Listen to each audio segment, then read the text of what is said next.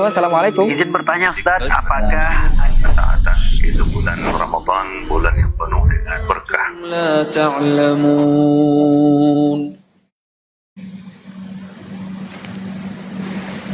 Baik, bismillahirrahmanirrahim. Assalamualaikum warahmatullahi wabarakatuh.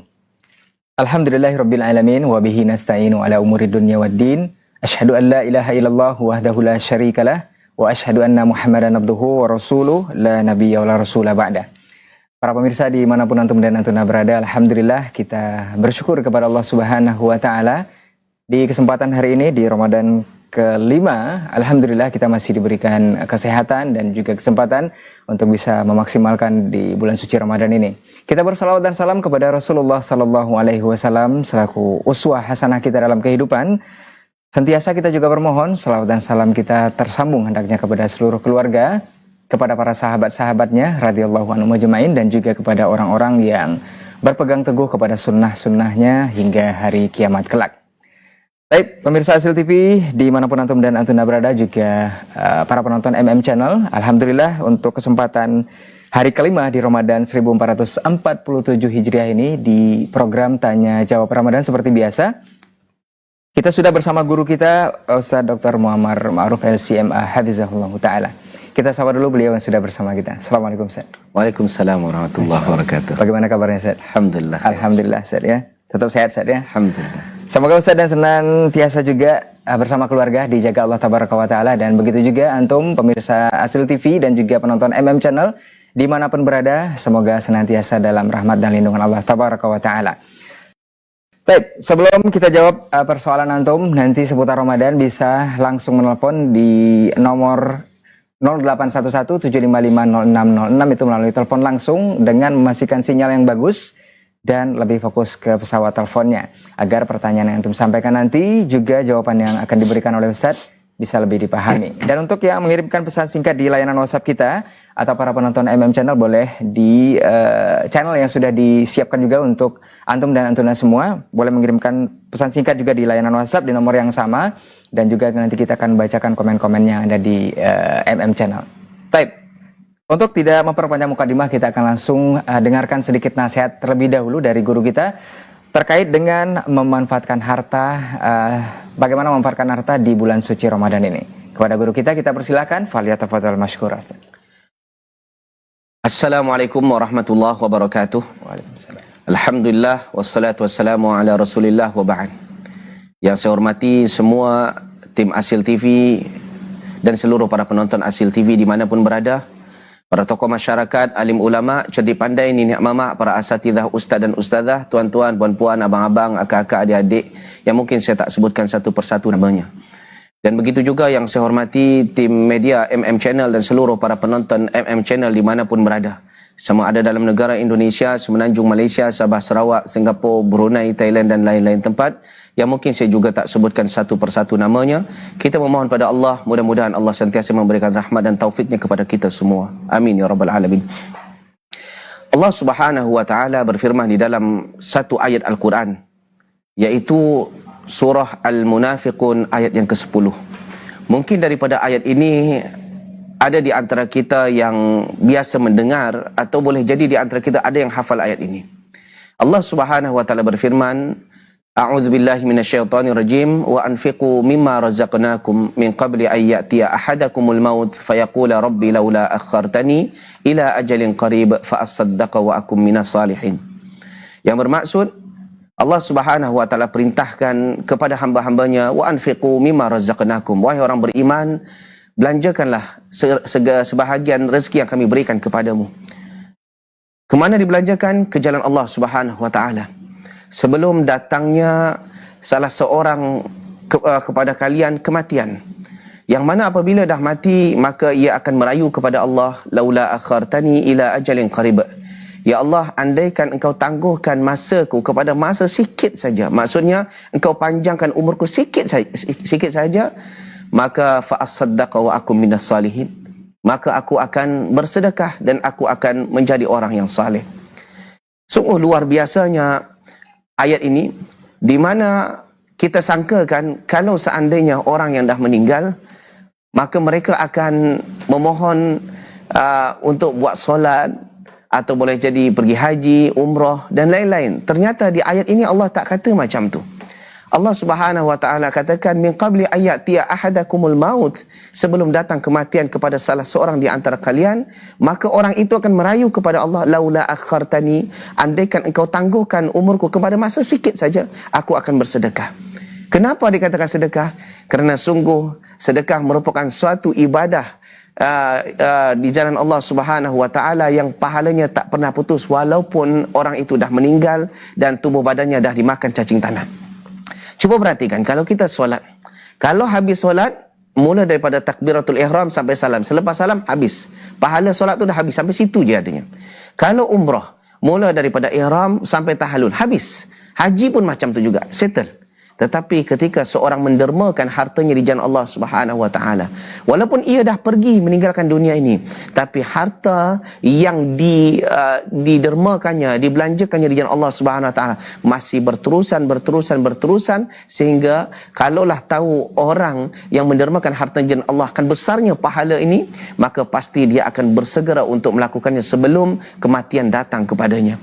Oleh sebab itu, ketika Allah Subhanahu wa taala masih titipkan rezeki kepada kita, Allah masih titipkan rezeki kepada kita dan Allah masih titipkan nyawa kepada kita, maka berapa harta yang kita ada, maka dermakanlah harta tersebut di jalan Allah Subhanahu wa taala.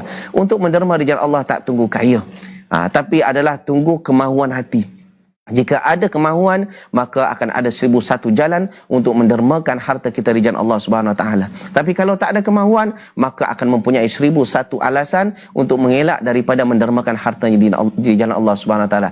Ingat, harta akan ditanya oleh Allah Subhanahu wa taala, min aina iktasaba wa fima anfaqa. Dia akan ditanya oleh Allah Subhanahu wa taala di hari kiamat, dari mana kamu dapat dan ke mana engkau belanjakan. Maka pastikan gunakan harta yang Allah berikan, yang Allah titipkan kepada kita di jalan yang Allah redai. Allahu taala alam bissawab. Barakallahu fiik, jazakallahu khairan Ustaz untuk pendahuluannya mengenai memanfaatkan harta sebaik-baiknya di bulan suci Ramadan. Ini adalah bulan yang penuh berkah, bulan penuh ampunan, dan salah satunya juga kita memperbanyak sedekah dan juga kebaikan untuk menjalan atau memberikan harta kita di jalan terbaik. Salah satunya adalah dengan menginfakkannya di jalan Allah Tabaraka wa Ta'ala. Seperti yang disampaikan guru kita tadi, bahwa harta ini akan terus mengalir pahalanya insya Allah untuk antum yang mendermakan hartanya di jalan Allah Tabaraka wa Ta'ala. Baik, kita akan izin kepada Ustadz untuk kita jawab pertanyaan-pertanyaan antum seputar Ramadan, khususnya di tahun ini. Yang ingin bergabung silahkan ke 0811-755-0606 melalui telepon langsung dengan memastikan sinyal yang bagus dan juga lebih fokus ke pesawat teleponnya, mengecilkan volume televisi atau menonaktifkan pesawat televisinya. Kita izin Ustaz, kita bacakan pertanyaan pertama yang sudah masuk di layanan WhatsApp Ustaz. Assalamualaikum warahmatullahi wabarakatuh Ustaz. Waalaikumsalam warahmatullahi wabarakatuh. Ini dari Ibu Kanaya. Pertanyaannya Ustaz, mohon penjelasan cara sholat tarwih yang dianjurkan Ustaz. Apakah sholat tarwihnya harus dikerjakan 11 dengan witir, atau boleh dikerjakan sebatas sanggupnya? Lantaran wanita sholat sendirian di rumah Ustadz. Bisa jadi karena lelah atau barangkali tipisnya iman. Misalnya tarawih 4 rakaat dan witirnya cuma 3. Barakallahu fiik. Okay. Masya Allah kepada para penanya atas soalannya. Masya Allah. Sekarang kalau kita tanya macam mana solat Nabi SAW, Nabi kita selalu sebutkan, sallu kama ra'aitumuni usalli, solatlah kalian seperti mana kalian melihat aku solat. Dan kalau kita baca daripada riwayat-riwayat bahawa Nabi SAW solat tak melebihi daripada 11 rakaat, dan riwayat lain mengatakan 13 rakaat dalam satu malam, tak melebihi itu. Oleh sebab itu ketika solat tarawih ni kan solat malam, maka itulah kita buat sampai 11 rakaat. Dan ditambah lagi kerana ia solat malam, kata Nabi SAW, salatul laili matna, solat malam itu dua-dua. Itu sebabnya kita buat setiap 2 rakaat 1 salam, 2 rakaat 1 salam, dan begitu seterusnya. Adapun jika di antara kita tak mampu buat sampai 11 rakaat, andaikan tak mampu disebabkan uzur syar'i, disebab uzur syar'i mungkin kata tadi kerana penat yang bersangatan, maka apa yang dibuat, kata Nabi SAW, faman hamma bi hasanatin falam ya'malha katabahallahu indahu hasanatan kamilah. Tak payah risau. Maksudnya siapa yang berniat baik tapi terhalang kerana kerana uzur syar'i, maka Allah Subhanahu wa taala dah tuliskan pahala yang sempurna untuknya. Ditambah lagi dalam surah At-Taghabun Allah katakan fattaqullaha mastata'tum. Bertakwalah semampumu, dan mudah-mudahan niat yang baik tersebut Allah Subhanahu wa taala berikan ganjaran yang besar di sisi Allah Subhanahu wa taala. Tapi jangan buat-buat alasan. Allah tahu siapa yang jujur dan siapa yang dusta. Allah taala alam bissawab. Masya Allah, jazakallahu khairan untuk jawabannya dari pertanyaan Ibu Kanaya ya. Mudah-mudahan bisa dipahami dan tentunya ini juga ilmu untuk kita bersama di hari ini. Kita coba jawab telepon di 0811755606. Halo, Assalamualaikum. Waalaikumsalam warahmatullahi wabarakatuh. Masya Allah, dengan siapa di mana Pak? Saya dengan Ridwan dari Kendari. Ya, silakan Pak Ridwan di Kendari. Pertanyaan pada Ustaz. Barakallahu fiik Ustaz. Waalaikumsalam warahmatullahi wabarakatuh. Izin bertanya Ustaz, Ya. ini kebetulan kemarin kan saya lagi sakit Ustaz. Pertanyaannya Ustaz, apakah boleh saya menjamak sholat di rumah Ustaz? Karena kebetulan fisik saya lagi sementara loyo Ustaz, karena sakit qadarullah lagi sakit Ustaz. Terus yang kedua, ketika kalau muntah Ustaz, apakah boleh dilanjutkan puasa atau dibatalkan saja Ustaz? Baik, barakallahu fiik. Okey. Baik. Soalan pertama tadi tak berapa jelas. Ya, katanya boleh menjamak sholatnya di rumah Ustaz. Ini apakah karena sakit itu Anda kurang dengar juga. Halo Pak Ridwan, masih bersama kita? Oh ya, boleh saya ulang ya? Iya, silakan Pak Ridwan. Oh siap. Ustaz, begini Ustaz, kemarin kan saya kondisi lagi sakit Ustaz.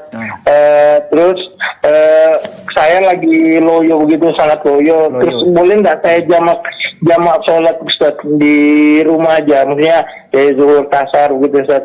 Terus yang paham Ustaz? Paham Pak Ridwan.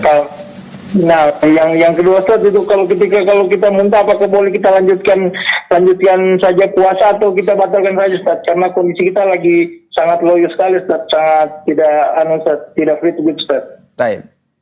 Itu saja Pak Ridwan. Siap, 6 Ustaz, 6. Iya. Jazakallah. Iya, barakallahu fiik Ustaz. Wafik barakallah. Okey, jazakallah khairan kepada Pak Ridwan di Kendari. Okey, berkaitan dengan soalan pertama tadi.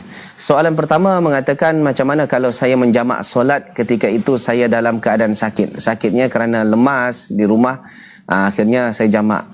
Kalau seandainya sakit itu berpanjangan, kemudian kita tak terhalang untuk solat selepasnya, mungkin akan dibimbangkan kita akan pengsan selepasnya.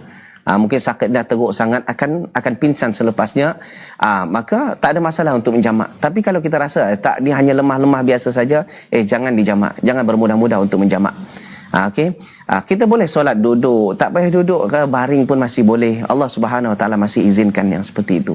Yang kedua, apabila kita dalam keadaan muntah, dan muntah itu bukan muntah disengaja, memang muntah itu memang tak sengaja, maka kalau kita mampu untuk berpuasa, boleh teruskan puasa. Tapi kembali kepada hukum asalnya seperti mana yang disebutkan oleh Allah dalam surah Al-Baqarah ayat 184, kata Allah Subhanahu wa taala, "Faman kana minkum maridan aw ala safarin fa iddatun min ayyamin ukhar." Barang siapa yang sakit yang mungkin sakit seperti Pak Ridwan tadi, yang mungkin lemah sangat dan dia tak larat untuk puasa, atau safar, atau dalam keadaan safar, maka dia boleh membatalkan puasanya ketika itu.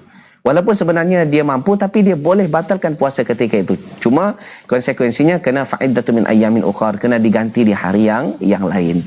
Begitu cara dia. Kalau kita rasa tak mampu, boleh batalkan saja, dan nanti ganti di hari yang lain kalau dah sihat. Okey, barakallahu fikum. Wafik barakallah. Jazakallahu khairan untuk jawabannya dari pertanyaan saudara kita Pak Ridwan di Kendari ya. Semoga bisa dipahami dan menjawab, dan untuk antum yang ingin seperti Pak Ridwan boleh di 0811755606 dengan memastikan sinyal yang bagus dan fokus ke pesawat teleponnya. Kita lanjut ke pertanyaan berikutnya, masih di layanan WhatsApp sembari kita juga menunggu telepon antum di nomor yang sama dengan yang kita sebutkan tadi. Bismillah, Assalamualaikum warahmatullahi wabarakatuh Ustaz. Waalaikumsalam warahmatullahi wabarakatuh. Ustaz, terkait dengan memanfaatkan harta, manakah yang lebih utama kita memberikan harta kepada masjid di bulan Ramadan ini, atau kita memberikannya atau menyedekahkannya kepada para penuntut ilmu yang juga menghafal Al-Quran Ustaz? Mohon penjelasannya, jazakallah khairan Ustaz. Masya Allah, tabarakallah. Soalannya mana yang afdal, mensedekahkan hartanya untuk masjid atau kepada talibul ilm. Dua-duanya afdal. Tak ada yang lebih afdal. Dua-duanya. Kerana masjid adalah untuk orang ramai. Sementara orang yang talibul ilm juga nanti masalahnya untuk orang ramai. Sebab ketika orang menuntut ilmu nanti dapat ilmu, dan dari ilmu tu dia sebarkan kepada orang awam, maka itu pun juga untuk orang ramai. Jadi mana yang afdal? Dua-duanya afdal. Yang tak afdal itu yang tak bersedekah. Jadi macam mana kita kondisikan saja. Kita manage yang baik. Mungkin tengok mana yang lebih mustahak. Kalau tengok masjid ini perlu sekian, kalau duit kita contoh ada 1 juta, kita bagi 50-50, 500. Macam tu cara dia. Jangan tanya mana yang afdal, kerana dua-duanya afdal. Allah Ta'ala alam bissawab. Jazakallahu khairan untuk jawaban dan nasihatnya. Mudah-mudahan antum yang bertanya untuk perkara memberikan hartanya di jalan Allah ini ya, dua-duanya afdol Ustaz ya. Jadi boleh dipertimbangkan jika punya harta yang sudah banyak, bisa disedekahkan dengan seperti yang sudah disampaikan oleh guru kita tadi. Baik, kita menunggu telepon antum di 0811755606. Untuk yang ingin menelpon langsung silahkan ke nomor tersebut dan memastikan sinyal yang bagus. Fokus ke pesawat teleponnya. Juga yang para penonton MM Channel boleh mengirimkan juga di kolom komentar dan mengirimkan ke nomor yang sama, akan kita bacakan nanti dan insya Allah akan langsung dijawab oleh guru kita. Kita akan lanjut ke pertanyaan berikutnya Ustaz. Assalamualaikum warahmatullahi wabarakatuh Ustaz. Waalaikumsalam. Ini dari Garut Ustaz. Saya mau bertanya Ustaz, jika puasa itu bangunnya kesiangan Ustaz. Sahurnya, bangunnya kesiangan sahurnya. Apakah puasanya akan tetap dilanjut atau tidak Ustaz? Syukron Ustaz. Puasa apa di sini nak sebutkan? Puasa Ramadan. Sepertinya Ramadan. Okey. Masya Allah, tabarakallah. Tentang soalan macam mana kalau kesiangan, kena penat sangat malam tu, akhirnya tidur, lepas tu terlajak sampai orang dah azan subuh. Nak sahur, tak boleh. Apa yang perlu dibuat? Teruskan puasa. Kalau memang selepas itu kita sakit, barulah kita berbuka. Tapi kalau masih dalam keadaan sihat walafiat, teruskan saja puasa. Begitu cara dia. Okey, barakallahu fiik. Barakallahu, jazakallahu khairan untuk jawabannya dari Garut ya. Semoga bisa menjawab dari jawaban guru kita tadi, dan ini juga tentunya ilmu untuk kita bersama yang barangkali juga bangunnya kesiangan tetap dilanjut puasa, apalagi puasa Ramadan Ustaz ya. Iya, betul. Nah, kita ke pertanyaan berikutnya. Assalamualaikum warahmatullahi wabarakatuh Ustaz. Waalaikumsalam warahmatullahi wabarakatuh. Ini terkait doa Ustaz. Ya. Ustaz, Anda mau bertanya terkait dengan perintah Nabi untuk banyak berdoa di waktu sholat, apalagi di sujud terakhir, katanya Ustaz. Apakah boleh berdoa di dalam sholat itu, baik sholat wajib maupun sunnah Ustaz, dengan selain bahasa Arab? Nah Ustaz. Okey, Masya Allah, tabarakallah. Ini soalan yang kerap saya dapat. Bahkan bukan hanya di soal jawab Ramadan ni. Hari-hari biasa selalu saya dapat. Di masjid-masjid selalu saya dapat. Dan ni video ni dah saya potong dan saya share kepada ramai. Jadi solat itu bermula daripada takbiratul ihram sampai salam. Itulah yang namanya solat. Itu yang namanya solat. Maka dalam solat tersebut, seorang faham ke tak faham bahasa Arab, boleh ke tak boleh bahasa Arab, semuanya kena digunakan pakai bahasa Arab. Tak boleh guna bahasa selain Arab. Itu sebabnya kita tak pernah dengar takbiratul ihram guna bahasa Indonesia kan. Allah Maha Besar. Tak pernah. Kita tetap Allahu Akbar juga. Walaupun faham ke tak faham bahasa Arab, tak kisah. Yang penting Allahu Akbar. Tak pernah ada Bismillahirrahmanirrahim, Alhamdulillahirabbil alamin. Yang Al-Fatihah tu kita mulakan dengan nama Allah yang Maha Pengasih lagi Maha Penyayang. Kita tukar terjemah ke bahasa Indonesia. Dan ini salah dan tak sah solatnya. Allahumma ba'id baini wa baina khataayaya kama ba'adta bainal masyriqi wal maghrib. Berdoa iftitah.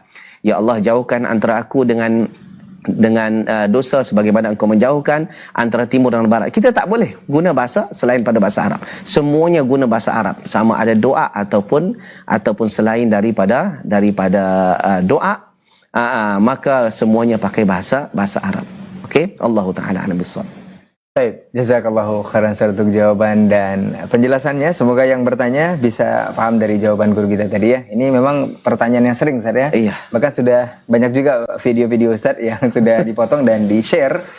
Semoga antum bisa mendapatkannya dan bisa memahaminya. Kita lanjut ke pertanyaan berikutnya sembari kita menunggu telepon antum di nomor yang sama.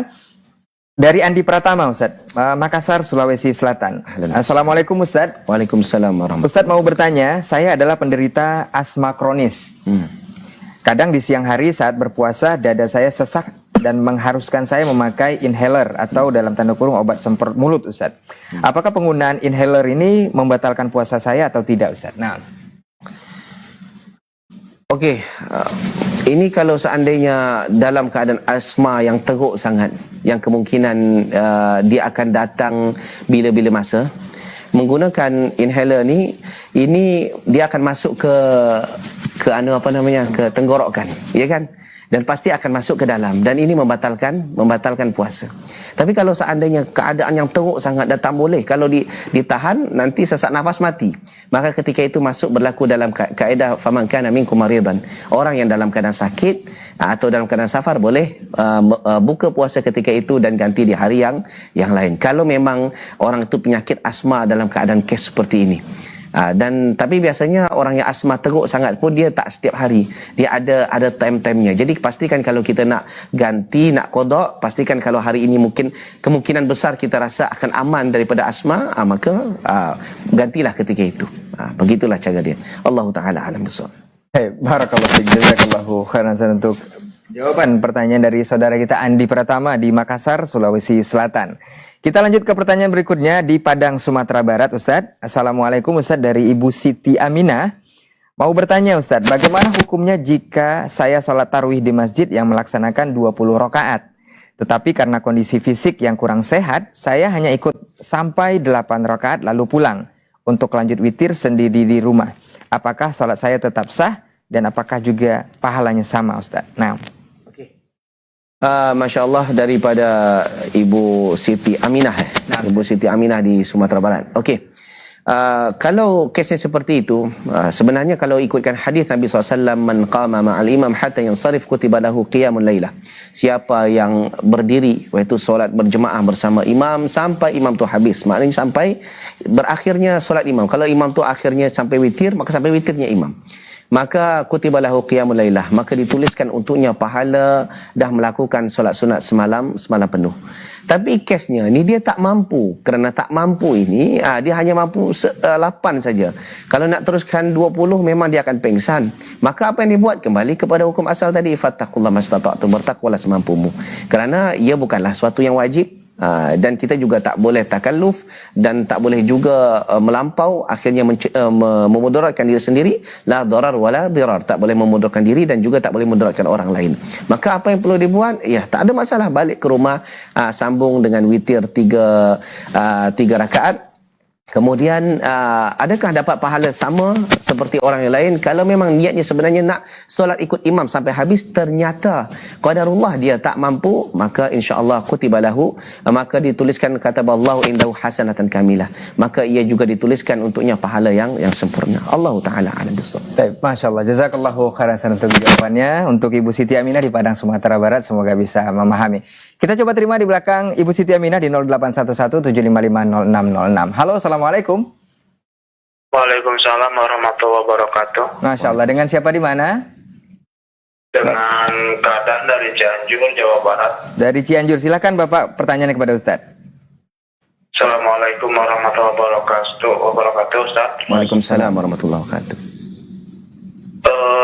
Yang ingin saya tanyakan, Ustaz, di dalam sholat, di dalam rakaat terakhir yang seharusnya duduk tasyahud, Ustaz, dikarenakan imamnya itu lupa sehingga berdiri sampai tegak berdiri, Ustaz. Kemudian dibacakan tasbih oleh makmum, Ustaz. Terus si imam itu kembali duduk, Ustaz, untuk melanjutkan tasyahudnya. Pertanyaannya, Ustaz, ketika kasus seperti ini apakah nanti di itu sujud sahwi? Soalnya kan itu menambah rukun berdiri, Ustaz. Apakah sujud sahwi atau tidak, Ustaz? Nah, itu saja, Pak. Ya, Ustaz. Ya. Assalamualaikum warahmatullahi wabarakatuh. Waalaikumsalam warahmatullahi wabarakatuh. Dari Cianjur, Ustaz. Okey, untuk bapak yang ada di Cianjur, kalau kesnya seperti ini, ya, ia dituntut untuk sujud sahwi sebelum salam. Kalau seandainya dia terlupa, kan, sebab kan kalau menambah, kalau seandainya di rakaat pertama, rakaat kedua, dia nak masuk ke rakaat ketiga, tasyahud awal, dia kalau dah berdiri, tak perlu duduk lagi. Itu kalau tasyahud awal. Tetapi kalau dah tasyahud akhir, kalau seandainya dia terlupa dan ini rakaat yang keempat dan dia berdiri masuk ke rakaat kelima, kalau dah diingatkan subhanallah oleh makmum, maka mahu tak mahu dia kena duduk semula. Dia duduk dan tahiyat itu dihabiskan, tahiyat akhir dihabiskan, lepas tu baru sebelum salam dia buat sujud sahwi. Dan kita sebagai makmum, padahal yang lupa tu siapa tadi? Yang lupa tadi kan imam. Makmum tak lupa kan? Cuma kalau imam itu sujud sahwi, maka makmum pun juga kena sujud sahwi. Innama ju'ilal imam liyutamma bi fala takhtalifu alaih. Imam itu dilantik untuk kita ikut, maka jangan kamu menyelisihinya. Cuma kalau seandainya imam tak sujud sahwi, macam mana, sah tak solatnya? Solatnya tetap sah. Cuma tak afdal lah. Sebaiknya atau seelok-eloknya dia buat sujud sahwi. Allahu taala alam bissawab. Baik, jazakallahu khairan untuk jawabannya dari saudara kita di Cianjur ya, yang sudah bergabung di 0811755606. Boleh kita tunggu juga telepon antum, pemirsa Asil TV dan juga penonton MM Channel yang ingin bergabung, silahkan ke nomor yang sama dengan memastikan sinyal yang bagus dan fokus ke pesawat teleponnya. Kita ke pertanyaan dari layanan WhatsApp kita, lanjut dari Pak Zikri Ustadz. Bismillah, Assalamualaikum Ustadz. Semoga Ustadz dan tim Asil TV dan juga MM Channel selalu dalam lindungan Allah dan keberkahan Allah Azza wa Jal. Izin bertanya Ustadz, apakah boleh berbuka berpatokan dari azan yang ada di TV? Karena azan di TV sesuai dengan jadwal imsakiyah, dan terkadang azan di masjid suka lebih lama dari jadwal imsakiyah. Mohon pencerahannya Ustaz. Barakallahu fiik. Okey, kalau kayak seperti ini boleh ikut standardnya adalah di TV. Sebab TV itu dia memang dah automatic, dia dah canggih. Jadi kalau dah masuk waktu azan, dia akan azan. Dan dah masuk waktu maghrib, maka boleh terus buka. Adapun masjid-masjid yang di dekat rumah, tahulah dia pun juga buka juga, dia puasa juga. Jadi kadang-kadang dia minum, dia makan, yang kita bimbang masjid dekat rumah kita, dia makan bukan makan biasa, memang nak makan satu pinggan penuh, tambah lagi dengan rendang, dengan ayam lagi, dah bersendawa baru dia azan. Takutnya macam tu, akhirnya warga terlambat untuk berbuka. Jadi boleh dilihat daripada TV, tapi pastikan memang jadual di TV itu adalah memang konkret lah, memang jadualnya itu memang betul. Takut-takut yang di TV itu pun orangnya pun tersilap, kerana manusia ini kan kadang-kadang tersilap kan, walaupun tu TV itu tersilap juga.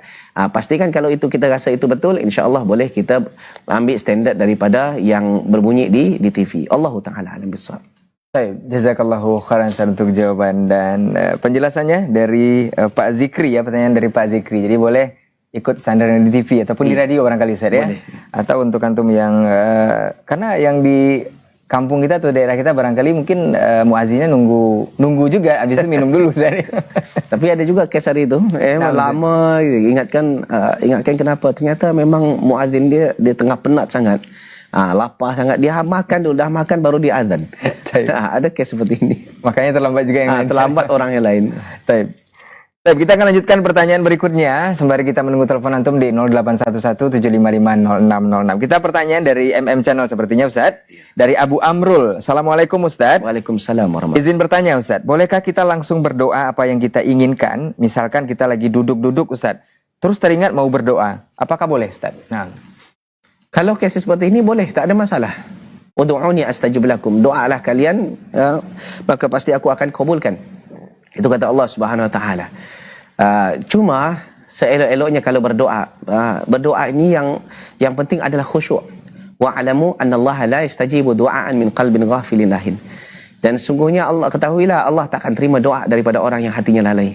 Kalau kesnya, kalau kita teringat tiba-tiba kita hanya doa, hanya sekadar itu, biasanya kita tak khusyuk. Kita hanya sekadar mulut berdoa tapi hati tak nyangkut.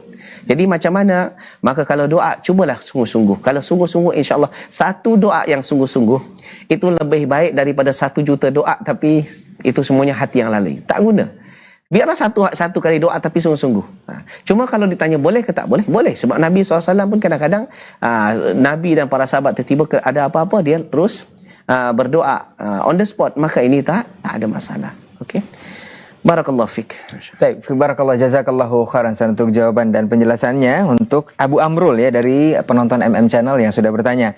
Kita lanjut ke pertanyaan berikutnya, masih dari hamba Allah di Aceh Ustaz. Masyaallah. Izin bertanya Ustaz, apakah memperingati, ini sebenarnya belum masuk tapi udah ditanyakan Ustaz. Apakah memperingati nuzul Quran ini termasuk bukan sunnah Ustaz? Nah. Ini soalannya sensitif nampak. Ini soalan seperti sensitif. Okey, sekarang ni kalau kita tengok masalah nuzulul Quran, ihtifal ad-diniyah sebenarnya, iaitu perayaan-perayaan yang dibuat oleh segelintir kaum muslimin atas kecintaannya dengan Al-Quran, maka di setiap tanggal 17 Ramadan biasa seperti itu. Walaupun ada yang lain-lain, cuma kebanyakan memang tertulis kalau dalam kalender tu 17 Ramadan, maka mereka akan buat nuzulul Quran. Sebenarnya kita bukan cerita tentang masa ihtifal dulu. Kita kalau cerita tentang 17 Ramadan, betul tak di masa itu turunnya turunnya Quran? Kalau kita tengok dalam ayat Al-Quran, jawabannya tak. Kenapa? Kerana kalau kita lihat dalam Al-Quran, inna anzalnahu fi lailatul qadar. Sesungguhnya Al-Quran diturunkan pada malam Lailatul Qadar. Okey. Dan Lailatul Qadar itu bila? Itu di bulan Ramadan. Tapi bila? Taharrau Lailatul Qadar fil ashr awakhir min Ramadan. Kata Nabi SAW, kita diperintahkan untuk mencari Lailatul Qadar di akhir-akhir 10 terakhir bulan Ramadan, dan itu fil witri, di hari-hari ganjilnya, maknanya 21, 23, 25, 27, 29. Kan? Sekarang kalau 17 Ramadan dah masuk Lailatul Qadar ke belum? Kita tanya dulu. Kalau 17 Ramadan itu kan belum 10 terakhir. Kalaulah memang 17 itu hari ganjil tapi belum terakhir. Jadi kalau dari sini pun kita dah nampak lah kan. Tambah lagi, kalau alasannya untuk mencintai Al-Quran itu dengan dibaca, dengan ditahsinkan bacaan, tahsinul qiraah, perbetulkan bacaan, kemudian ditadabburkan apa-apa yang difahami, dan apa-apa perintah yang ada dalamnya kita laksanakan, apa-apa larangan dan tegahan kita tinggalkan, maka inilah bentuk cinta dengan Al-Quran. Kalau hanya sekadar perayaan tersebut, kalau dengan alasan cinta Al-Quran, Nabi SAW jauh lebih cinta dengan Al-Quran berbanding kita. Sahabat-sahabat Nabi SAW lebih cinta dengan Al-Quran berbanding kita. Maka kalau kita tengok riwayat-riwayat, kita tak akan jumpai satu pun hadis yang sahih atau yang sharih yang menjelaskan Nabi dan para sahabatnya meraihkan nuzulul Quran. Tak ada. Maka macam mana cara yang terbaik? Wa khairul huda hudan Nabi sallallahu alaihi wasallam. Sebaik petunjuk adalah petunjuk Nabi sallallahu alaihi wasallam. Maka ikutilah apa yang Nabi ajarkan. Ittabi'u wa la tabtadi'u faqad kufitum. Ikuti apa yang Nabi buat dan tinggalkan daripada Nabi yang tak buat. Jangan reka-reka amalan dalam Islam dengan harapan untuk dapat redha Allah, dengan rasa cinta Allah. Kita rasa amalan itu dicintai oleh Allah, kita bimbang ya Allah tak cinta dengan apa yang kita buat. Faqad kufitum. Dan itu dah cukup untukmu. Ikut apa yang Nabi buat dan tinggalkan apa yang Nabi tak buat. InsyaAllah faqad kufitum, itu dah cukup. Begitulah dia. Allah Ta'ala a'lam bissawab. Baik, barakallahu fiik, jazakallahu khairan untuk jawaban dan penjelasannya. Semoga yang bertanya bisa paham ya dari jawaban Ustadz untuk masalah nuzul Quran ini atau peringatan-peringatan yang ada dalam agama Islam. Kita akan lanjut ke pertanyaan berikutnya dari MM Channel, Ustadz. Dari hamba Allah, bismillah, mau bertanya Ustadz. Setelah alhamdulillah mengkhatamkan tilawatil Quran 1 kali, Ustaz, apakah setelahnya lebih baik tadabbur atau melanjutkan memperbanyak tilawah Qurannya, Ustaz? Barakallahu fiik. Okey. Kalau selepas khatam Al-Quran 1 kali di bulan, khususnya bulan Ramadan, adakah bagus tadabbur atau tetap baca? Dua-duanya bagus. Tak ada dua-duanya tak bagus. Cuma mungkin masanya dilebihkan untuk tadabbur, itu saja. Kalau biasanya satu hari kita baca mungkin dalam 6 jam. Untuk khatamkan Al-Quran itu 6 jam. Okey. Sekarang dah khatam, maka apa yang perlu dibuat? Tetap juga baca, mungkin dikurangkan jadi 2 jam dan 4 jam sisanya untuk tadabbur Al-Quran. Begitu cara. Cuma tadabbur Al-Quran, perlu saya ingatkan untuk semua jemaah Asil TV dan MM Channel, tadabbur Al-Quran dia tak cukup dengan buka Al-Quran baca terjemah kemudian tadabburkan sendiri. Takkan faham. Kalau kita buat macam tu, sesat kita. Macam mana? Berguru, cari guru, belajar. Di sanalah baru kita boleh mentadabburkan Al-Quran. Kemana ayat ini pergi, kemana, supaya kita tahu, supaya boleh beristidlal. Kita berdalil dengan Al-Quran, betul tak pendalilan kita? Begitu cara dia. Okey? Barakallahu fiik. Baik, barakallahu, jazakallahu khairan untuk jawabannya dari penonton MM Channel ya. Semoga bisa menjawab untuk pertanyaan masalah tadabbur ataupun tilawah Al-Quran di bulan suci Ramadan ini. Kita ke pertanyaan berikutnya di layanan WhatsApp sembari kita menunggu telepon antum para pemirsa Asil TV dan penonton MM Channel di 0811755606. dari Ibu Leni di Jawa Barat, Ustadz. Assalamualaikum Ustadz, mau bertanya, bagaimana cara meraih pahala yang lebih di bulan Ramadan ini Ustadz untuk single parent? Karena waktunya hampir habis untuk menjalani 2 peran sekaligus Ustadz. Jazakallahu khairan Ustadz. Masya Allah, untuk ibu single parents. Ibu single parents ni sebenarnya pahalanya dah dia borong semua. Dia sebagai ayah dan sebagai ibu. Masya Allah, itu dah borong semuanya. Kalau kita ni, saya sendiri pun kalau jadi status sebagai ibu tu pun belum tahu mampu. Kita pun belum tahu. Kita seorang ayah sekarang ni. Saya sebagai ayah dan pada masa saya sebagai ibu untuk anak-anak. Ini pasti tak mampu. Jadi sebenarnya saya memang betul-betul respect dengan ibu. Jadi apa yang ibu buat, semuanya itu adalah pahala. Yang ibu buat itu semua pahala. Kalau yang apa yang ibu maksud di sini, nak baca Quran berapa kadar ibu mampu.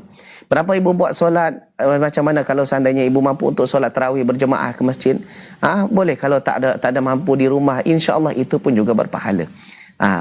Saya pun tak boleh cakap lebih dengan orang yang sebenarnya statusnya jauh lebih tinggi daripada saya. Ibu lebih tinggi daripada saya. Dah boleh mengcover semuanya. Semoga Allah Subhanahu Wa Taala terima amal soleh ibu, insya-Allah. Baik, barakallahu fiik, jazakallahu khairan untuk jawaban dan nasihatnya. Masya Allah, untuk Ibu Leni di Jawa Barat ya, semoga tetap dikuatkan oleh Allah Tabaraka wa Ta'ala dan semoga bisa memaksimalkan Ramadan juga. Baik, kita akan lanjut ke pertanyaan berikutnya dari hamba Allah di Padang, Sumatera Barat. Assalamualaikum warahmatullahi wabarakatuh Ustaz. Waalaikumsalam warahmatullahi wabarakatuh. Semoga Ustaz senantiasa dalam keberkahan dan lindungan Allah. Mau bertanya Ustaz, apakah boleh mengasih amplop Ustaz selesai ceramah di dalam masjid atau sebaiknya di luar masjid, Ustaz? Barakallahu fiik, Ustaz. Masalah bagi hadiah kepada tuan guru ini tak dilarang dalam Islam. Bahkan Nabi SAW pun juga menerima hadiah daripada sahabat-sahabatnya. Cuma yang jadi masalah apabila sebahagian atau segelintir tuan guru yang mana mereka ini melampau akhirnya menetapkan hadiah tersebut. Aku akan datang kalau engkau bayar aku sekian. Kalau engkau tak bayar aku sekian, aku tak akan datang. Ini ustaz ni tak boleh dipakai, tak boleh guna dipakai lagi.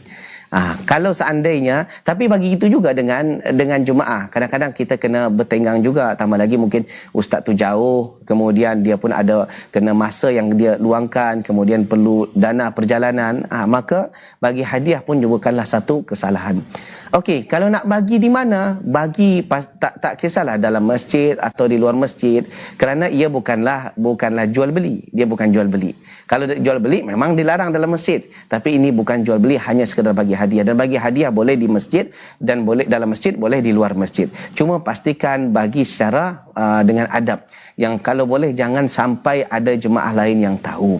Tak dinampakkan di depan orang awam, sembunyi-sembunyi. Di mana sembunyi-sembunyi? Kalau seandainya ustaz tu dah masuk kereta contoh, dan kan orang kan tak tahu kan, di situ dibagi, atau mungkin ustaz tu yang tengah sendiri ada bagi. Jangan pula kita tak beradab dengan guru, akhirnya dibagi di depan orang ramai. Ustaz, gitu. Ini kan tak ada adab. Ingat, kita belajar ilmu, tapi kita juga belajar adab. Begitu cara dia. Allahu Ta'ala alam bissawab. Barakallahu fiik, jazakallahu khairan untuk jawabannya dari pertanyaan hamba Allah di Padang ya, untuk persoalan memberikan hadiah untuk guru ataupun ustadz ya. Kita akan lanjut ke pertanyaan berikutnya sembari kita menunggu telepon antum di nomor yang sama seperti yang kita sampaikan tadi, dengan memastikan sinyal yang bagus dan fokus ke pesawat teleponnya di 0811755606 ataupun pertanyaan dari pemirsa Asil TV melalui layanan WhatsApp kita juga di nomor yang sama ataupun penonton MM Channel. Kita lanjut ke pertanyaan berikutnya dari di Sekadau, hamba Allah di Sekadau, Kalimantan Barat, Ustaz. Mau bertanya, Ustaz, apakah boleh sholat tarawih di rumah karena sholat tarawih di masjid agak cepat dan tidak mampu untuk ikut berjamaah? Masya Allah, Ustaz. Nah. Masya Allah. Soalan yang cantik ni. Bahkan di sini, di negeri inilah yang saya tengok suatu amazing. Di negara lain yang saya pernah datang, saya tak pernah jumpa seperti ini. Di sini bahkan ada yang speed sampai 200. Allahu Akbar. Allah Akbar. Assalamualaikum. Memang speed. Bahkan kita pun sesak nafas. Dan ini saya pernah disoal masalah seperti ini. Solat seperti ini haram. Solat seperti ini haram, join juga haram, yang semua panitianya haram, pengurusnya juga berdosa. Kerana apa? Kerana ini adalah suatu kemungkaran. Ini adalah satu kemungkaran. Ada satu istihza dengan syariat Islam. Tak boleh. Tumak ninah, sepakat para ulama, merupakan satu rukun di antara rukun solat yang wajib untuk dibuat oleh kaum muslimin. Orang yang solat tanpa tumak ninah, irji' fa salli fa innaka lam tusalli. Balik solat kerana kau tak dikira lagi solat. Solat kau tak diterima. Nak solat sampai 1,000,000 rakaat, tak satu pun diterima oleh Allah. Bahkan berdosa kerana istihza. Kalau kes seperti ini, maka solat di masjid yang lain. Boleh masjid kan mungkin, takkan mungkin semua masjid di satu kawasan semuanya sesat, tak kan? Pasti ada lah yang sesat tu, mungkin ada satu masjid atau 2 masjid. Tapi kalau di kawasan itu ada 10 masjid, takkan 10 masjid ini sesat? Entahlah kalau ada di kawasan macam tu. Tahu saya tak ada macam tu. Cari masjid yang lain. Tapi kalau memang Ustaz, semua masjid macam tu, kecuali ada masjid yang mungkin 20 kilo, 30 kilo dari rumah, baru saya boleh jumpa masjid yang baik. Kalau kes macam tu, solat je di rumah, tak ada masalah. Solat je di rumah. Kita buat berjemaah di rumah. Maka itu yang lebih afdal. Allah Ta'ala a'lam bissawab. Baik, barakallahu fiik, jazakallahu khairan untuk jawaban dan penjelasannya untuk sholat tarawih yang super ngebut barangkali yang cuma ada di Indonesia, Ustaz, ya, Masya Allah. Kita akan jawab telepon di 0811755606. Halo, Assalamualaikum. Waalaikumsalam. Ya, dengan siapa di mana, Ibu? Dengan Ibu Nurbudi di Sekepayang, Ustaz. Ibu Nurbudi, silahkan pertanyaannya kepada Ustaz. Ini Ustaz, waktu mendapati sahur itu sahur itu di waktu mana dibaca Ustaz? Itu aja. Assalamualaikum warahmatullahi wabarakatuh. Waalaikumsalam warahmatullahi wabarakatuh. Dari Ibu Nurbudi katanya doa sahur, Ustaz. Dibaca di mana gitu? Apakah ada doa sahur atau gimana? Atau niat sahur barangkali maksudnya, Ustaz. Doa sahur. Apa maksud doa sahur? Saya pun tak paham juga maksudnya. Niat sahur. Niat sahur barangkali, Ustaz. Niat yang namanya niat, innamal a'malu binniyat. Amalan itu memang diawali dengan niat. Jadi kalau sahurnya jam berapa? Kalau sahurnya contoh di kawasan, mungkin kalau kawasan di timur-timur sana tu jam 4 mungkin 4:30 orang dah sahur, dah subuh. Maka bila sahurnya? Di situlah dia niat. Begitu. Bukan niatnya selepas subuh, tapi sebelum sahur tersebut. Okey. Allah Ta'ala a'lam bissawab. Baik, barakallahu fiik, jazakallahu khairan untuk jawabannya dari Ibu Nurbudi ya. Jadi bukan doa sahur tapi niat sahur barangkali ya, dibaca di mana. Kecuali doa makan. Mungkin doa makan saya rasa tu. Bisa juga. Doa makan pasti selepas makan, jangan sebelum makan. Baik, kita lanjut ke pertanyaan berikutnya. Sembari kita menunggu telepon antum di nomor yang sama, juga penonton MM Channel juga bisa memberikan pertanyaan dengan mengirimkan di nomor yang sudah kita sampaikan di 0811755606. Kita jawab pertanyaan berikutnya dari hamba Allah di Bandung, Jawa Barat. Pertanyaannya, Ustadz, tahun ini saya sedang hamil besar dan dokter menyarankan untuk tidak berpuasa demi perkembangan janin. Untuk menggantinya nanti, apakah saya cukup membayar fidyah atau melakukan qadha puasa saja? Atau justru harus melakukan keduanya, Ustaz? Ini soalan yang selalu sampai kepada saya tentang orang yang mengandung dan menyusui. Dia tak mampu untuk berpuasa. Sebenarnya ini berlaku khilaf yang besar di antara para ulama. Sampai lebih daripada 5 aqwal. 5 pandangan tentang masalah ni. Adakah cukup mengqadha atau membayar fidyah atau dua-duanya sekali? Maka kalau seandainya seorang Muslim dia ada kemampuan lagi selepas mengandung, nanti menyusui, selepas itu dia kemungkinan besar ada kemampuan untuk mengqadha, maka seelok-eloknya mengqadha. Maka itu yang elok. Cuma kalau seandainya hampir setiap tahun dia mengandung, menyusui sampai 10 kali raya tak habis-habis. Ada yang kes macam tu. Hari tahun ini mengandung, tahun depan mengandung lagi, tahun ke depan mengandung lagi. Ternyata anaknya dah 12 orang. Memang macam tangga. Kalau kes seperti ini, bayangkan kalau 1 bulan 30 lah. 30 kali 10, 300 sampai 1 tahun. Nak mengqadha memang tak larat. Maka apa yang perlu dibuat? Maka pada kes seperti ini boleh membayar fidyah. Tapi kalau hanya sekali mengandung dan kemungkinan selepas 2 tahun habis menyusui kan, maka mengqadha jauh lebih afdal. Wa antasumu khairul lakum in kuntum ta'lamun. Kalian berpuasa itu jauh lebih baik jika kalian mengetahuinya. Allah Ta'ala alam. Baik, barakallahu fiik, jazakallahu khairan untuk jawaban dan nasihatnya kepada ibu yang bertanya ya di Bandung, Jawa Barat. Kita coba terima di belakang ibu yang bertanya di Jawa Barat di 0811 755 0606. Halo, Assalamualaikum. Waalaikumsalam Iya, dengan siapa di mana Bapak? Dengan Bapak Wandi di Sumut. Ya, Bapak Wandi di Sumatera Utara. Silahkan Bapak pertanyaannya kepada Ustadz. Begini Ustaz, kalau kita mau mendapatkan sahur, kan ada bacanya kayak gini, sahur atau tidak, dan dibaca atau tidak. Samiun, bihamdillah wa husni, begitu Ustaz. Jadi waktu membacanya di waktu sahur atau sesudah sahur atau mau sahur, begitu Ustaz. Terima kasih. Assalamualaikum warahmatullahi wabarakatuh. Waalaikumsalam warahmatullahi wabarakatuh. Apa tadi? Samiun kalau nggak salah Ustadz bacaannya. Allah alam. Allah alam. Yang kalau itu tu saya tak tahu, Pak. Kalau saya macam ni, kalau yang saya tahu saya jawab, yang saya tak tahu saya kata Allah alam. Mungkin saya kena belajar balik, saya kena baca balik, atau mungkin kalau nak dapat jawapan yang cepat, esok mungkin kalau ada ustaz yang lain, cuba tanya, mana tahu dia dah tahu. Itu Allah Taala alam. Baik, barakallahu fiik, jazakallahu khairan Ustaz untuk jawabannya dari Pak Wandi di Sumatera Utara ya, mengenai bacaan sahur tadi Ustaz ya. Dan Allah malam kita juga belum mengetahui Ustaz. Samiun apa Samiun? Samiun itu nama orang atau nama siapa kan? Allah malam Ustaz.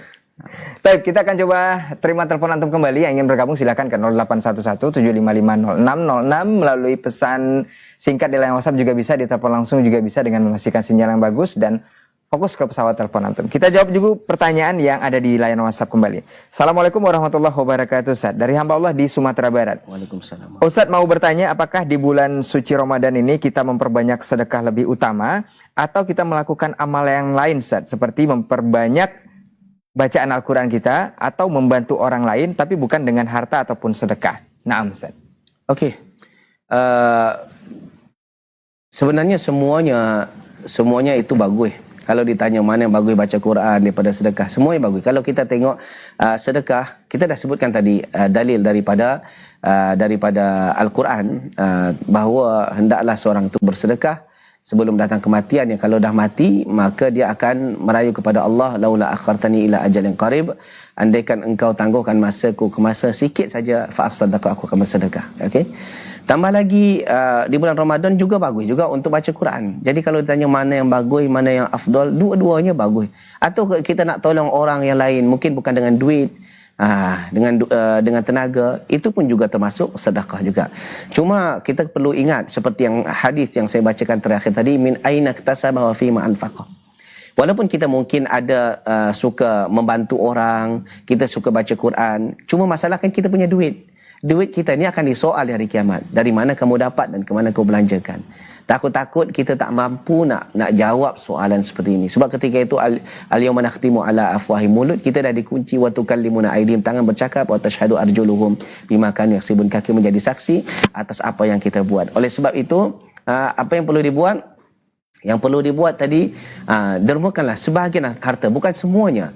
Itu yang Allah katakan, wa anfiqu mimma razaqnakum, infakilah sebahagian rezeki yang kami berikan kepada, bukan semuanya, sebahagian. Dan itu sebenarnya untuk kita sendiri. Apa yang kita sedekahkan bukan untuk orang, tapi untuk kita sendiri. Allah Ta'ala alam. Baik, barakallahu fiik, jazakallahu khairan untuk jawaban dan penjelasannya. Untuk yang bertanya mengenai mana yang lebih afdal dan lebih bagus, insya Allah semuanya bagus dan sudah ada porsinya untuk antum melakukannya di bulan suci Ramadan ini terutama. Kita coba jawab telepon di 0811-755-0606. Halo, assalamualaikum. Waalaikumsalam ya Ustaz. Ya, dengan siapa di mana Pak? Ibrahim di Aceh Utara Ustaz. Ya, silakan Pak Ibrahim, pertanyaan kepada Ustaz. Mohon penjelasannya Ustaz. Man qama atau man qama atau memang kedua-duanya, mohon penjelasannya Ustaz. Dalam hadis ya, saya sering mendengarnya Ustaz. Man qama atau man soma gitu. Allahu khairan. Baik. Man qama atau man qama atau kedua-duanya. Nah, Okey. baik. Ya, nah Ustaz. Allahu khairan ya Ustaz. Okey. Ya, wayat. Jadi soalannya, mana yang betul Ustaz? Man qama ramadhana imanan wa ihtisaban ghufira lahu ma taqaddama min dhanbi, atau man shama ramadhana imanan wa ihtisaban ghufira lahu ma taqaddama min dhanbi? Mana satu yang betul? Dua-duanya betul.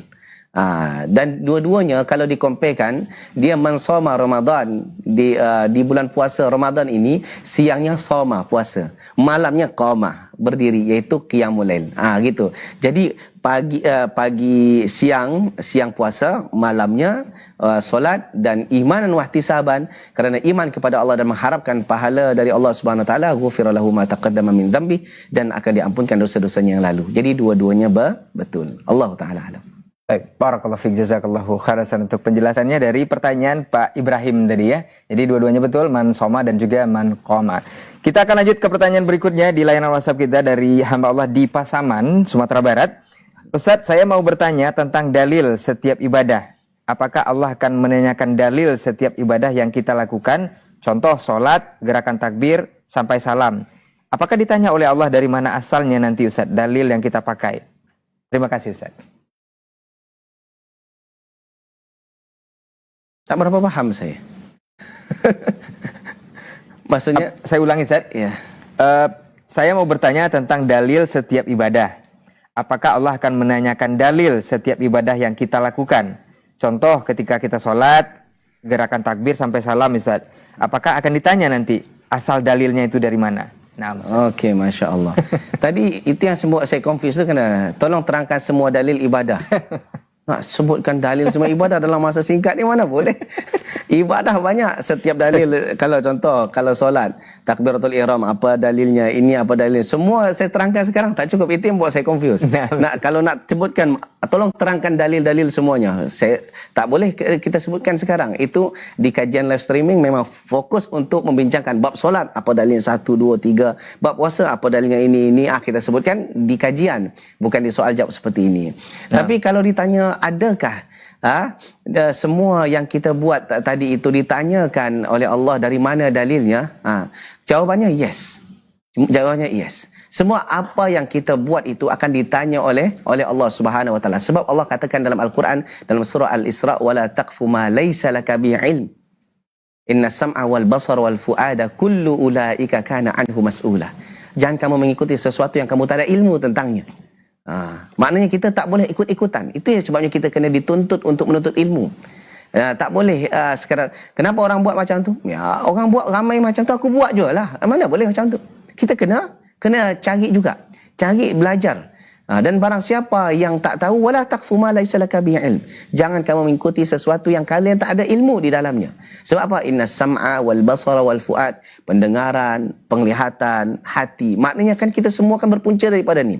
Kita meniru orang kadang-kadang daripada apa yang kita dengar, apa yang kita lihat, dan apa yang kita serap di hati kita. Ingat semuanya itu, kullu ulaika kana anhu mas'ula, akan disoal oleh Allah, akan ditanya oleh Allah. Oleh sebab itu, luangkanlah masa sikit untuk menuntut ilmu. Begitu caranya. Allah Ta'ala alam bissawab. Baik, barakallahu fiik, jazakallahu khairan untuk jawaban dan penjelasannya dari pertanyaan hamba Allah di Pasaman, Sumatera Barat. Dan itu sepertinya pertanyaan terakhir Ustaz yang bisa kita baca dan telepon yang bisa kita jawab. Dan sebelum kita tutup pertemuan bersama guru kita minta sedikit nasihat terakhir untuk hari ini Ustaz. Okey, Masya Allah, tabarakallah.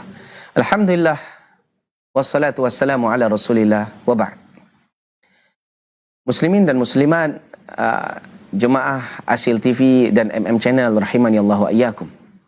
Kita teringat dengan satu hadis Nabi sallallahu alaihi wasallam, yaitu kullu mri'in tahta dhilli sadaqatihi yaumal qiyamah. Setiap orang berada di bawah naungan sedekahnya di hari kiamat. Yang mana di hari yaumil mahsyar, hari yang sangat panas, semua orang akan berusaha untuk mencari naungan agar ia tak merasa kepanasan. Kita bukan cerita tentang yaumul mahsyar saja. Cuba kalau kita tengok berada di jalan raya, jika hari itu sangat panas, kita akan mencari pokok-pokok kayu yang besar yang kita boleh untuk berehat sekejap. Kerana memang tubuh manusia ini, dia tak akan tahan dengan panas yang bersangatan dalam keadaan masa yang lama. Begitu juga dengan sejuk yang bersangatan dalam masa yang lama. Itu sifat manusia. Manusia ini dhaif, lemah. Sejuk dalam keadaan lama sangat tak akan mampu. Kalau panas yang lama dan bersangatan juga tak akan mampu. Maka dia akan mencari naungan. Begitu juga dengan yaumul mahsyar. Orang dalam keadaan yang panas mencari naungan. Ternyata ada seseorang mendapat naungan, salah satunya daripada apa? Daripada sedekah, daripada harta yang dia dermakan di jalan Allah Subhanahu wa taala. Jadi kalau Allah Subhanahu wa taala titipkan harta yang ada pada kita ni, itu sebenarnya bukan punya kita tu, punya Allah yang Allah titipkan. yang ada masanya Allah akan tarik balik. Maka sebelum Allah tarik balik, boleh jadi harta itu Allah tarik, atau boleh jadi Allah tarik nyawa kita sehingga harta itu kembali kepada Allah dan Allah bagi kepada ahli waris kita. Sebelum masa itu datang, maka kita gunakan harta yang Allah titipkan kepada kita ke jalan yang Allah redai. Kerana apa yang kita berikan kebaikan, apa yang kita dermakan, itu semuanya untuk kita, bukan untuk Allah. Allah tak ada faedah pun. Allah tak ada manfaat. Kita derhaka, kita kedekut, kita bakhil. Wa may yabkhal fa inna ma yabkhalu an nafsihi. Wallahu ghani wa antumul fuqara. Barang siapa yang bakhil, siapa yang kedekut, untuk dirinya. Allah tak rugi pun. Allah ghani wa antumul fuqara. Allah maha kaya dan kamu fakir. Jadi jangan sia-siakan amal kebaikan walaupun nampak kecil. Jadi kalau kita ada harta, tambah lagi bulan Ramadan, sedekahkanlah sebanyak-banyak di jalan Allah Subhanahu wa taala, dan khususnya mana-mana mungkin ada masjid-masjid dekat rumah kita, atau mungkin ada madrasah-madrasah yang perlu bantuan, atau apa aktiviti-aktiviti yang baik yang selari dengan syariat Islam yang perlu bantuan, kita bantu. Maka insya-Allah itu akan menjadi sesuatu yang akan membanggakan dan akan yang kita syukuri ketika kita dah tinggalkan dunia ini. Allahu taala a'lam bissawab. Baik, barakallahu fiik, jazakallahu khairan untuk waktu dan juga ilmunya dan juga nasihat-nasihatnya di pertemuan kita kali ini di Tanya Jawab Ramadan di 5 Ramadan 1447 Hijriah.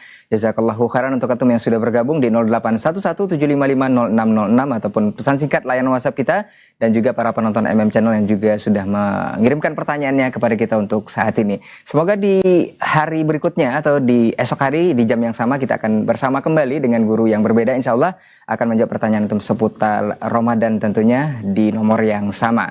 Ustadz, jazakallah khair untuk waktu dan juga ilmunya. Semoga bisa bertemu kembali dengan guru kita ini. Dan afwan untuk semua salah kata nakila bicara. Kita tutup dengan doa kafaratul majlis. Subhanakallahumma wa bihamdika asyhadu an la ilaha illa anta astaghfiruka wa atubu ilaik. Wassalamualaikum warahmatullahi wabarakatuh. Halo, assalamualaikum. Izin bertanya, Ustaz. Halo, assalamualaikum. Izin bertanya, Ustaz. Apakah atas itu bulan Ramadan, bulan yang penuh dengan berkah? لا تعلمون.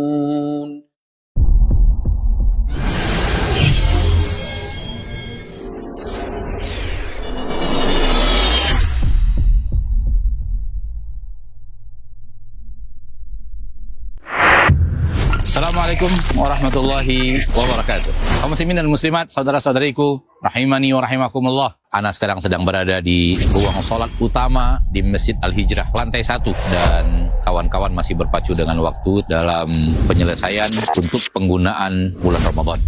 Alhamdulillah untuk lantai sudah terpasang semua, dan untuk tiang-tiang sudah terbungkus semua, dan bagian depan ada beberapa pekerjaan seperti plafon, beberapa kipas raksasa juga sudah terpasang, walillahil hamd.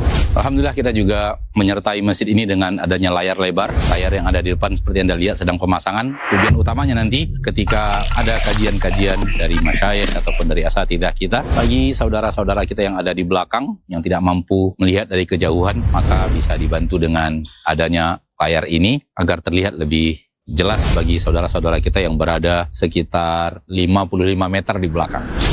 Ada semacam penghias bagian depan, tampilan paling depan daripada Masjid Al-Hijrah, bisa dilihat. Ini mirip dengan pintu juga demikian, sudah terpasang alhamdulillah. Ini juga sudah terpasang untuk menambah keindahan bangunan masjid kita. Bersama Anda kaum muslimin dan muslimat, mari kita saling bekerja sama untuk bahu-membahu membangun kejayaan untuk agama kita, untuk kaum muslimin di pembangunan rumah Allah di Masjid Al-Hijrah bersama Yayasan Asil Cahaya Tauhid bersama Markas Sunnah Nusantara Al-Hijrah. Semoga Allah Tabaraka wa Ta'ala Rabbul Izzati wal Jalalah menjadikan semua ini bagian daripada infak dan sedekah yang Allah lipat gandakan untuk kita nikmati insyaallah di surganya kelak. Wassallallahu wasallam wa baraka wa an'ama ala abdihi wa rasulihi Muhammad. Alhamdulillahi rabbil alamin. Wassalamualaikum warahmatullahi wabarakatuh.